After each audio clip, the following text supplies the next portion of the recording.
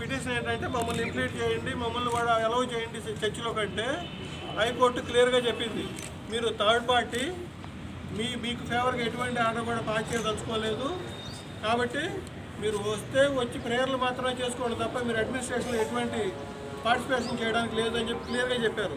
చెప్పిన తర్వాత కూడా ఈ లోకల్ వీళ్ళు పొజిషన్లో ఉన్నారని చెప్పిన తర్వాత వీళ్ళు ఎవరైతే ఒక 25 మంది అందులో ఈ గడ్డం ఎఫ్రాయిం రిచార్డు మరి ఇంకో 24 మంది వాళ్ళు అగైనెస్ట్ ఆర్డర్స్ వచ్చిన తర్వాత కూడా కోర్టులో ఇక్కడ మన చర్చిలోకి వస్తారు, రోజు గొడవ చేస్తూనే ఉన్నారు.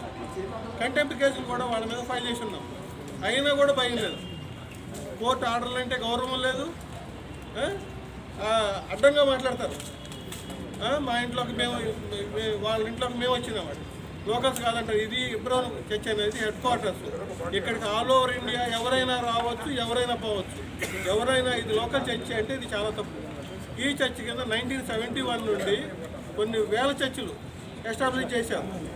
క్రిస్టియన్స్ అందరూ అన్ని చర్చిలు కూడా ఇక్కడ నుండే నడపబడతాయి, ఇక్కడ నుండే దైవ సేవకులు పంపిస్తారు. మీరందరూ ఇది గమనించండి.